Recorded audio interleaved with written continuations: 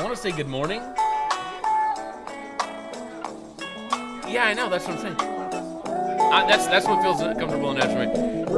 Good morning. This is Mark Kirk with Master's Choice. We want to welcome you to the second ever MC podcast this morning. Our first podcast last week, we had the owner, Lynn Crabtree, with us, and so really enjoyed that with him last week. This week, we have our plant breeder. We have the guy in charge of putting males and females together and breeding corn hybrids. And so Cullen Johnson, welcome to our second episode of MC Podcast. So just kind of explain to us a little bit about who you are, where you kind of come from, and then kind of where you are at Master's Choice, what's going on. Just kind of a brief introduction so that guys out there can kind of get a picture of that in their mind. Well, first off, I'd like to say thanks for having me. It's something that I've been excited about for the last They few made weeks. me invite you. Yeah, okay, I see that now. Well, a little bit about myself. I've been breeding corn for the past 10 years. Had been doing a kind of a doing business as with my father at back in Farmersburg, Indiana. And we had been breeding corn, like I said, for 10 years. Just utilizing material that we could get our hands on. Making novel selections, and really we were selecting for yield and harder grain. And then that kind of turned into more from a summer project into kind of a career going into Purdue University for my undergraduate. Got out there in 4 years, graduated last summer, last May in 2016. And right after I came down here and started working full time and loving every bit of it. A little bit about what I do is, like you said, putting the males and females together, but also I'm also developing those new males and females that we can make combinations for in our hybrids. It is a little bit different since what I was doing at home because we were breeding for grain and yield and how much bushels per acre we can push on a field. It's a little bit different now being here is that it adds an extra selection step, and it kind of changes up how I view breeding, and not just for how much bushels per acre we can get on the farm, but how much energy per acre, how much available usefulness we can get out of it. So how hard was it for you to come out of more of that row crop grain production type atmosphere and environment? How hard was that for you to come here and listen to a guy like me talk about NDFD 30s and starch digestibility, and then kind of morph that into a breeding program? How hard was that for you to make that transition? That was it was kind of difficult actually, because for 8, 9 years essentially, I had been conditioned to think, select hybrids that can go on higher populations, or select inbreds that can go on higher populations, select inbreds that have a higher density of the kernel, and less of that available starch. And so when I kind of had an idea I was going to come here about 6 months before I was going to graduate, and I was kind of dedicated to trying something new. I wanted to kind of just get away from school essentially. For about 6 months, and so I was like, well, I've had a pretty good relationship with Master's Choice. What if I just come down there? And so what I did is my last semester I took animal nutrition class to kind of get my mind wrapped around a little bit, maybe get some of the terminologies that we can all speak absolutely back and forth. So it kind of helped that way, but still, when I got in here, I was still thinking, what if we just put, 40,000 kernels out and we just get tonnage. Absolutely. And so one of the things for me that I really appreciate about you, Cullen, is this summer we got to be in the breeding nursery together, and we got to look at plant characteristics, mainly phenotypic type stuff, and then for you to kind of help me figure out, okay, how do we go and select for the genotype? Because I can look at a plant and go, okay, we need some leaves that look like this, and we need plant height like this, and we need an ear and a kernel structure that looks like this, and then for you to be able to impart to me, okay, now this is how we can go about doing this with the genotype, and not just with those phenotypes, those physical characteristics that I can look at and I can see and measure. And so I really appreciate you being open to that and allowing us to kind of to blend those two together. And that's what's really been exciting for me, is because I can look at silage samples and grain samples and all of these things as an end result, but being able to really get in there with you and say, all right, how do we meld these together, has been really cool for me. So then I'll lead you in with this question: how cool has it been to work with me?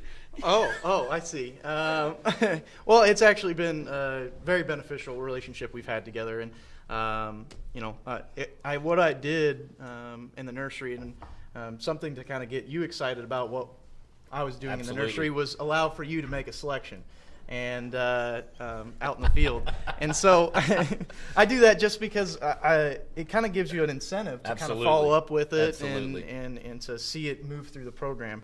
But yeah, it's been a very good pleasure working with you, and excited to see what these many years here on out will bring. I know that as my breeder's eye to select for things will change. I think that's going to be kind of morphed by kind of what you help me see out in the field, and then some things that maybe I can help you see. So for those of you who are listening, Cullen and I, we kind of share an office. And so it's really cool that not only do we get to work out in the field together, but we share an office. We also share an office with a guy named Kyle, and you'll get to hear from him in just a little bit as he's gonna kind of guest studio this morning. But Cullen, it's not just that. It's when we're researching or we see something. There have been many times that I've said, hey, how hard would it be? Just the other day, how hard would it be to breed something with a very specific characteristic? We were talking about higher proteins, higher crude proteins, and then some amino acid profiles, and it was something that I was having a conversation with somebody else. You happened to be at your desk that day, and we got to really discuss that and really think about what some of those things might look like. In the same, I think it could be said of you. There's times that you've leaned around the wall, so to speak, and asked me those questions. And so that interaction to me makes us very unique in the marketplace. And being able to do both of those things and have them related and so closely together, I think absolutely sets us different than most corn companies. Well, we mentioned him a minute ago, and so we're gonna invite Kyle Vosburgh in for just a second, because we didn't want to bring the attitude and the information down too much. I'm just kidding. Kyle, I found out years ago, Kyle is not an idiot. All right? Kyle is not an idiot, and that's kind of been a long-running joke here at Master's Choice. And so Kyle, welcome to the second episode of the MC podcast. Thank you. And you work kind of alongside of Cullen, and you really kind of take it the step past what Cullen does. Cullen breeds the plants, and he selects the inbreds, and then he puts those inbreds together to form that hybrid. And then in some ways, not that we totally hand it off, but because we all kind of work together in that. But you kind of take the lead in evaluating those, and so you evaluated some of those this year in Puerto Rico. Tell us what you saw. Yeah, I mean, a little bit. My background, we make the joke about, not being an idiot. My background was actually production, was actually kind of We didn't realize you had a background. Yeah, but through those years of working in the field and whatnot, I paid very close attention to what was going on, so learning seemed to come easy to me here. And as I moved into my role in R&D, it became noticed, I guess, by a lot of you guys that, oh my goodness, he's been paying quite the attention for the past couple of years. So attention to detail actually is kind of a big thing on the agronomic side. And I do get to work a little bit between both of you guys. It's a different experience. We all have very different personalities. Yeah. Absolutely. But yeah, I mean, and it works really well. And as for Puerto Rico this past year, I think it gave. In the past, I've gone with other members of MC that I kind of have somewhat similar personality types, but with Cullen, I think we work off of each other a lot better. I think that our personality types differ so much that we see two completely different plants, and so we're seeing two sides of a hybrid. So as an indication of your different personalities, you both have different styles of music that you would prefer. Yeah. And so does that ever become a fight over the radio in the truck as you're driving down the road? Well, okay, so normally, yes, it's who gets to the truck first. But in Puerto Rico, we did not have that luxury. There is only a few English-speaking radio stations, and they are the hit stations. And they only play 8, 9, 10 current classic or current hits. So pop music? Completely pop music that you would hear on your normal. Okay. And Cullen decided that he wanted to help the media and marketing team as much as possible by putting a GoPro in the car while we were in Puerto Rico. Yep. Well, when you've been in Puerto Rico for 3-4 days now, and the only person you've really had contact with is Cullen, you find yourself singing to pop radio quite often. So I'm sure there's actually some B-roll of me just going to town on some of these pop songs in the car before I actually realized that it had all been recorded. So has he converted you away from Red Dirt? Absolutely not. Okay, In fact, sometimes I will play some of this Texas Red Dirt country, and he'll know a couple of the artists, and then he'll play music, and I'll realize I heard it about 5-6 years ago at a party. So I'll be like, oh yeah, I used to listen to that well before I was married. Absolutely. So so you two guys, we all three share an office. We work very close together, which I think is paramount for the success of our breeding program, of our hybrid selection program, and we get to feed off of and everything. And what's interesting is as I also get to hear kind of your phone conversations when people call in and ask questions, and so I think it's great, and this is a kudo to both of you all, is that somebody can come in with a pretty good nutrition question, and especially in some of the nutritional qualities of our hybrids, and both of you have no problem answering that, and so but I mean, when you learn from the best. When you learn from me, when you hear the greatest, right? Then it becomes easier to do that. So, so you were in Puerto Rico. Is that the only place that we do winter type work? No. So actually, we've been this winter we have utilized 3 different locations because it is close and easy access for us. SIU's campus in Carbondale, just up the road, about 20 minutes. We utilize their greenhouse to do some gene type of stuff, and I can explain that a little bit later on when we go through the breeding scheme of what I do. But we utilize that one as a close resource. We also have a location in Eldred, Illinois, just north of St. Louis, and Michael Lake is the manager there. And he's doing a lot of our hybrid seed increases, inbred increases, anything we want to keep a close management on.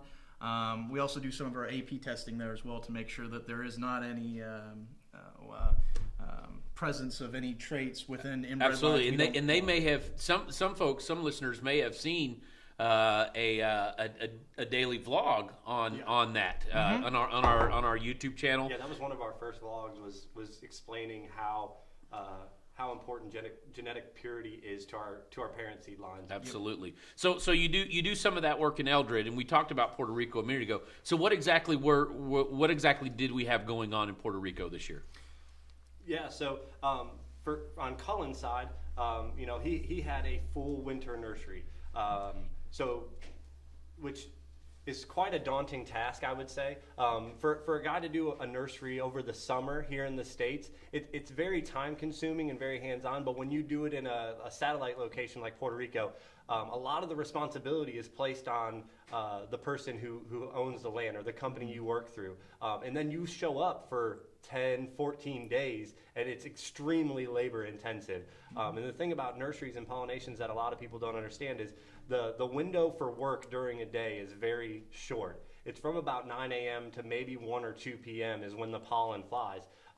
And so, a lot of people think, oh, well, short work day. Well, no, you have to get that whole work day into those few hours, and it is very just one after the other. And when you're in a nursery that, like Cullen's, where he has it in his mind and you're his helper, you basically follow him around like he's Queen Bee. Yeah. So Been there, done that. So you follow him around, but you want to be as much help as possible because you know this is extremely important for upcoming nurseries and upcoming work. So Cullen, you had how many novel crosses? How many things do you were you looking at this year? So for our development side of the nursery, we had about 300 rows. Okay. So every row out there was a new inbred line that could work through the program. We also had some inbred increases that we just wanted to get a little bit more seed stock back so we could do something this summer with. And then we also had some hybrid crosses as well so that we could also produce a little bit of test seed for us to kind of sprinkle the pixie dust around to a bunch of locations here in the States and see, is this something we want to move forward with, maybe do a little bit more of a production from coming years. We also do grow outs in winter nursery as well. That is where we have taken from last summer, we had created a novel cross we would like to see, taken about 100 seeds of that, put it in Puerto Rico and grow it out so we can kind of start seeing those characteristics before they come back to the States that next growing cycle here this next summer, just so we can kind of have an idea before we even get it. Absolutely.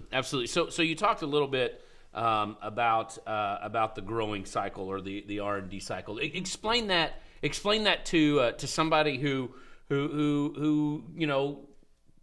never been there, who doesn't understand how we go about that R&D cycle. Explain that a little bit for us, Cullen.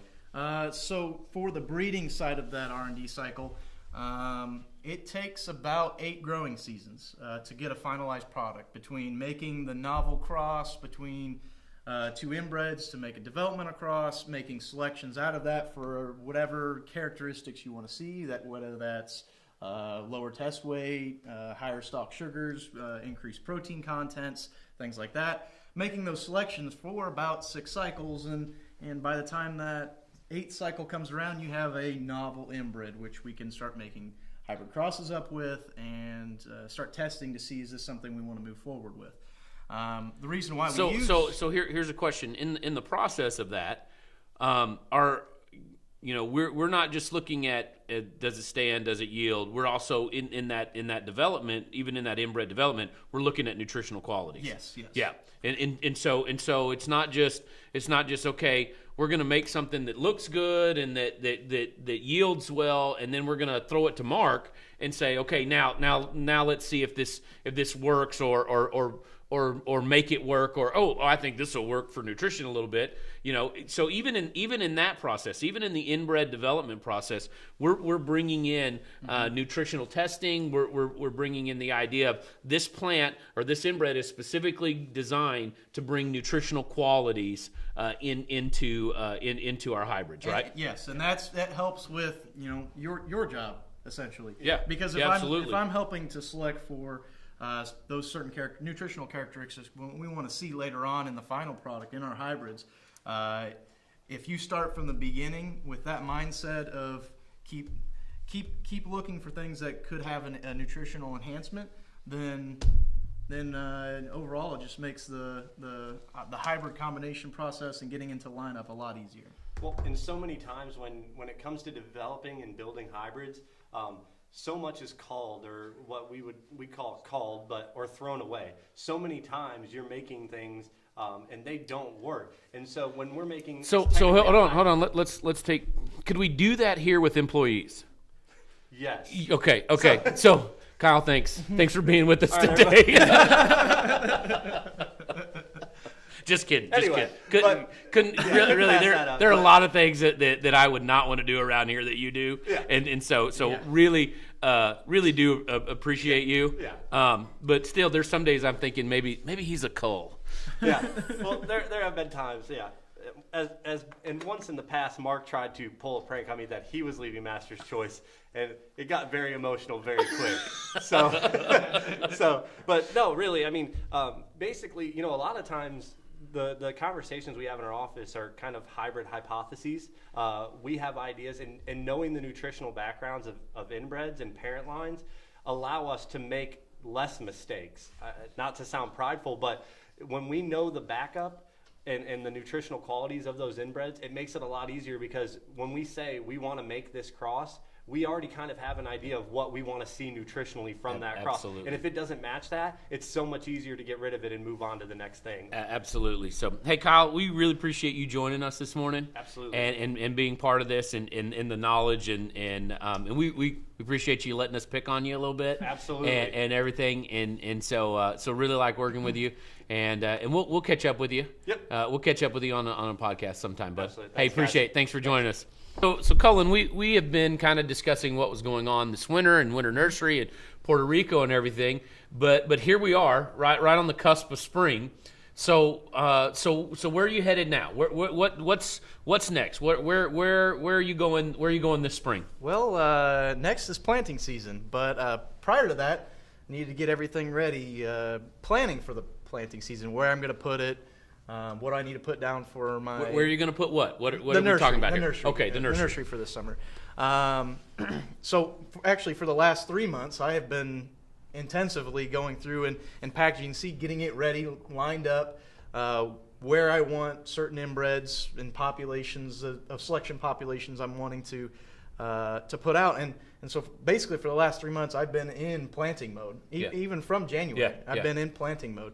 And now that it's getting closer, I'm pretty excited to get out of the office just to begin with, but start going out and planting corn and watching it grow and start getting back into the rhythm of doing pollination. So are we bigger than last year? Twice as big? Half as big? Where are we at? So we are about 12 times as big as 12 times as big. 12 times as big. I had projected back in last summer we were going to be about 8 times as big, but now we're 12 times as big in our nursery size and the amounts of germplasm we are using. And I can justifiably say that I know that there are times that I say, hey, are we going to look at this? And you're like, well, we weren't planning on it, but I appreciate you in that material. So so what at the end of this year?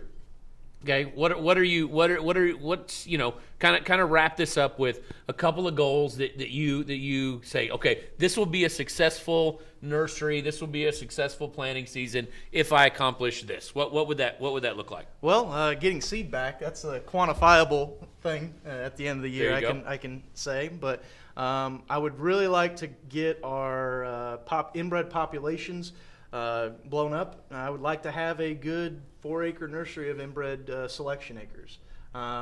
That would be a very easily attained goal this coming year, especially because our germplasm base has grown so much. I think last summer we had about 150 inbreds that I had brought in and put underneath my wing that I had known about, and now I've got it up to about 480.